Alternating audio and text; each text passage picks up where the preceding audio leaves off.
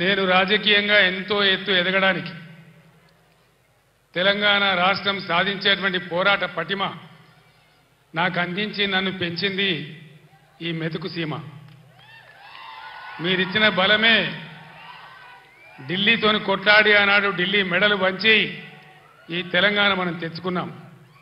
మీ దీవెన లేకపోతే, మీ అండదండలు, మీ ఆశీర్వచనం లేకపోతే, ఈ మెతుకుగడ్డ నీళ్లు రక్తం నా శరీరంలో లేకపోతే నాకు ఈ స్థాయి వచ్చేదే కాదు.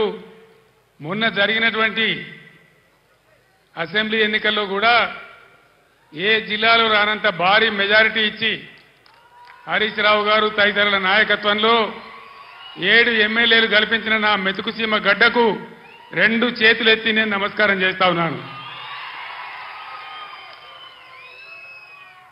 ఎన్ని జన్మలెత్తినా కూడా మీ రుణం నేను తీర్చుకోలేదని చెప్పి నేను మనవి చేస్తా ఉన్నాను.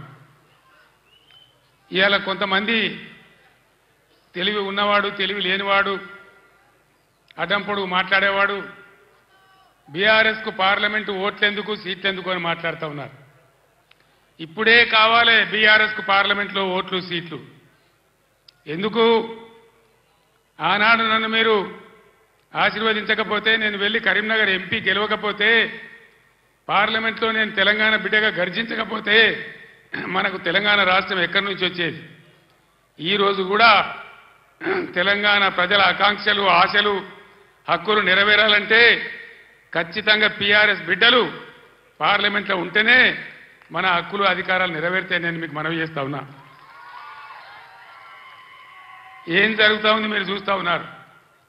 ఇప్పుడే పెద్దలు పోచారం గారు చెప్పినారు, పాలిచ్చే భార్యను ఎత్తేసి దున్నపోతుని తెచ్చుకున్నామని. జరుగుతుంది.